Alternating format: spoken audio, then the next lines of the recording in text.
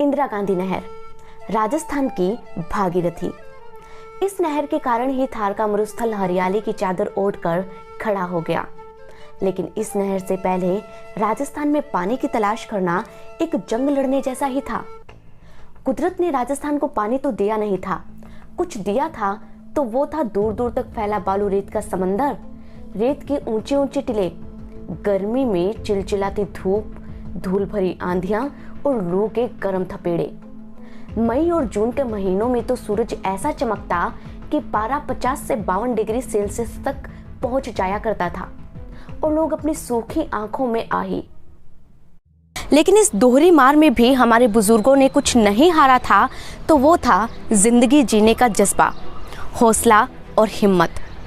दोस्तों, आज की इस रिपोर्ट में मैं आपको सुनाऊंगी छप्पनिया अकाल की कहानी उन भामाशाहों की जिन्होंने अपना सब कुछ लुटा दिया ताकि भूख से तड़पती जनता को बचाया जा सके।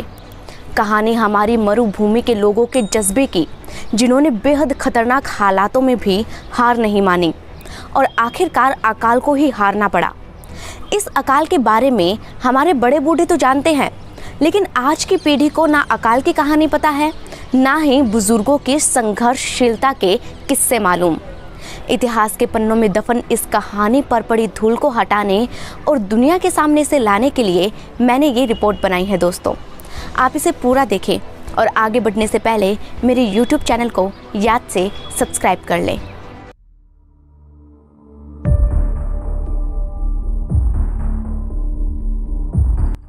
दो लाख वर्ग किलोमीटर में फैला है थार का मरुस्थल। ये दुनिया का 9वां सबसे गर्म मरुस्थल है। इसका सबसे विस्तृत इलाका मिला है पश्चिमी राजस्थान को। कुदरत ने इस इलाके को कोई नदी नहीं दी थी, इसलिए जनता पूरी तरह से बारिश के पानी पर निर्भर थी। लेकिन साल 1899 में तो मानो बादलों ने ना बरसने की कसम ही खा ली थी और उसी साल शुरू हुआ सबसे खतरनाक अकाल, छप्पनिया अकाल का सितम।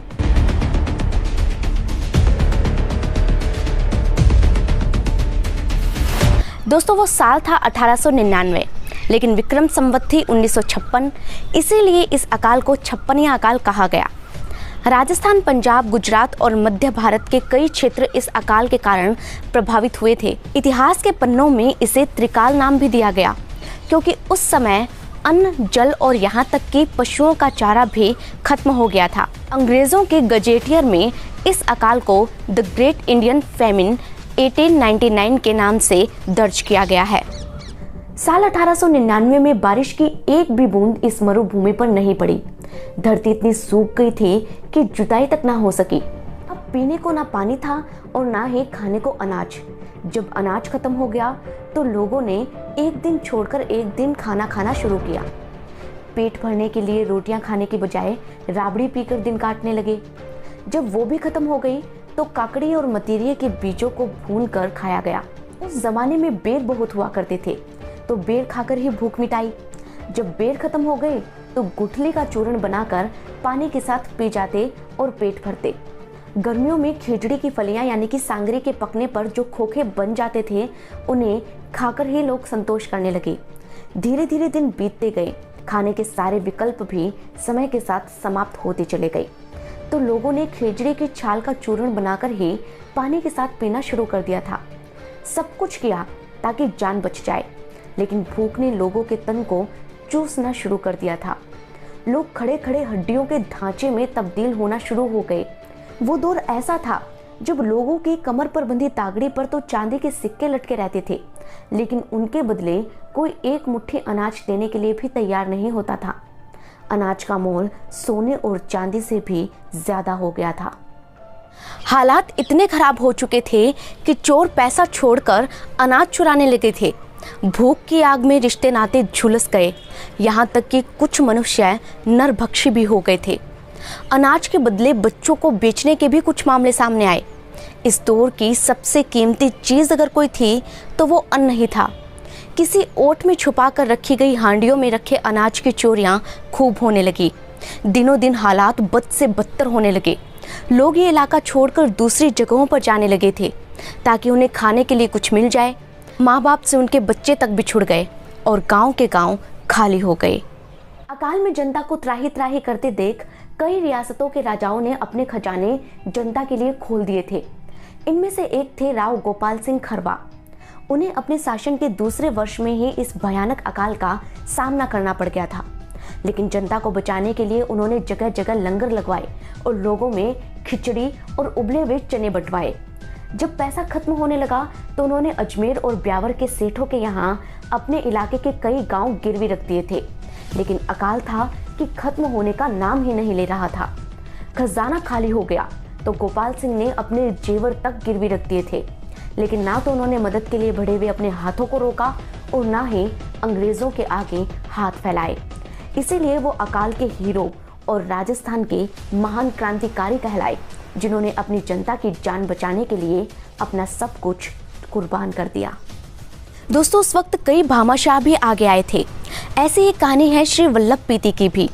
वे नागौर के भामाशाह थे और मुंबई में अपना काम करते थे, लेकिन जब गांव वालों ने उन्हें चिट्ठी भेजकर अकाल के बारे में बताया तो वो तुरंत मुंबई से नागौर पहुंचे।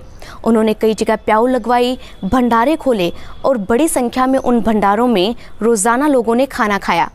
वहीं मारवाड़ी सेठ भगवान दास बागला की पत्नी ने भी चूरू जिले में हुई पानी की कमी को दूर करने के लिए एक जोहड़ बनवाया, जिसे सेठानी का जोहड़ कहा जाता है। बीकानेर समेत कई रियासतों के राजाओं ने भी अपनी प्रजा के लिए मुफ्त खाने की व्यवस्था तो की, लेकिन उस वक्त ना तो कोई फ़ोन था और ना ही कोई दूसरा साधन। जनता को ये पता ही नहीं चल सका कि उनके लिए राहत कैंप लगाए गए हैं, इसलिए लोगों को राहत कार्यों का फ़ायदा तक नहीं मिल पाया और लोग काल के गाल में समाते चले गए। कहा जाता है कि करीब 10 लाख लोग इस अकाल के कारण मारे गए, लेकिन कुछ इतिहासवेता बताते हैं कि 40 से 45 लाख लोगों की इसके कारण जान चली गई। उस जमाने में खूब लूटखोरी भी हुई। कुछ सेठों ने हालात के फायदे उठाए और गरीब मजदूरों को सिर्फ एक एक रोटी के सहारे दिन भर काम करवाया और अपनी आलीशान हवेलियां बनवा ली। वहीं अंग्रेजों को तो भारत की जनता से कोई मतलब ही नहीं था।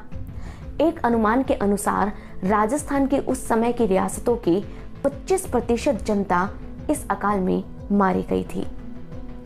छप्पनिया काल का एक किस्सा बड़ा मशहूर है, जिसके मुताबिक छप्पनिया काल में एक किसान ने अनाज की कमी और भूख से परेशान होकर खेजड़ी की सांगरे के बदले अपनी पत्नी को ही किसी और को सौंप दिया।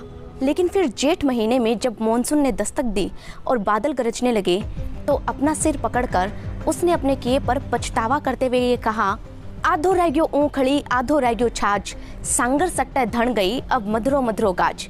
जिसका मतलब है कि बादल अब उमड़ घुमड़ कर भले ही खूब गरज रहे हों, लेकिन भूख को जो नुकसान पहुंचाना था वो उसने पहुंचा दिया है। दोस्तों, छप्पनिया अकाल की ऐसी अनेक कहानियां हैं जिन्हें सुनकर कलेजा फटने को तैयार हो जाता है। ऐसी कहानियां सुनाने की हिम्मत मुझ में नहीं है, इसीलिए मैंने डिस्क्रिप्शन बॉक्स में कुछ लिंक दिए हैं जिसे आप चाहें तो पढ़ सकते हैं। ये कहानियां पढ़कर आपकी आंखों में आंसू आप रोक नहीं पाएंगे। कितना दर्द दिया इस अकाल ने हमारे पूर्वजों को, उसे शब्दों में बताना नामुमकिन है। लेकिन इस अकाल को हराने के बाद राजस्थान के लोगों में जीत का जज्बा और जुनून पैदा हो गया। छप्पनिया अकाल ने जो कुछ भी किया, उसके बाद राजस्थान के लोगों ने अकाल से लड़ना सीख लिया। जो लोग अपने घर बार छोड़कर दूसरे शहरों में बस गए थे, उन्होंने व्यापार करके खूब पैसा कमाया। यही कारण था कि देश के हर शहर में मारवाड़ी व्यापारियों की तूती बोलने लगी। इन व्यापारियों ने अपने गांव में खूब जोहड़ और कुंड बनवाए। कई राजाओं और दूसरे लोगों ने भी बारिश का पानी जमा करने के लिए सार्वजनिक कुंड और तालाब बनवाए। अन्न को जमा करने की अलग अलग नीतियां बनवाई गई।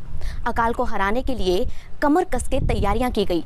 इसीलिए तो छप्पनिया अकाल के बाद जितने भी अकाल आए ना, राजस्थान में कोई नहीं जीत पाया। राजस्थान की जनता ने हर एक अकाल को धूल चटाई। 1987 और साल 2000 में जो अकाल पड़े, उनका भी कोई खास फर्क नहीं पड़ा और इस समय तक राजस्थान में इंदिरा गांधी नहर भी आ गई थी। इंदिरा गांधी नहर के बनने का किस्सा भी काफ़ी दिलचस्प है। इसकी पूरी कहानी हम आपको डिटेल में सुनाएंगे हमारे अगले वीडियो में।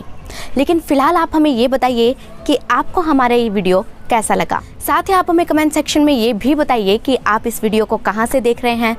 अगर आपके पास भी कोई ऐसी कहानी है जो इस अकाल से जुड़ी हो, तो आप हमें वो भी कमेंट करके बता सकते हैं। हमारे पूर्वजों की संघर्षशीलता की कहानी हमारी वर्तमान और आने वाली पीढ़ी को पता चल सके, इसलिए इस रिपोर्ट को जमकर शेयर करें दोस्तों। अगर आपको मेरे वीडियो पसंद आते हों या फिर मेरा काम अच्छा लगता हो तो आप मेरे चैनल को याद से सब्सक्राइब कर लें। मुझसे जुड़ना चाहते हैं तो मेरे फेसबुक पेज को लाइक कर लें। अगली बार मिलेंगे इस वीडियो के अगले हिस्से के साथ, जिसमें आपको ये बताएंगे कि कैसे ये सूखी धरती एक हरित प्रदेश में तब्दील हुई। तब तक आप हमारी दूसरी वीडियो देखकर नई नई जानकारियाँ हासिल कर सकते हैं। अपना ख्याल रखें, खुश रहें, धन्यवाद।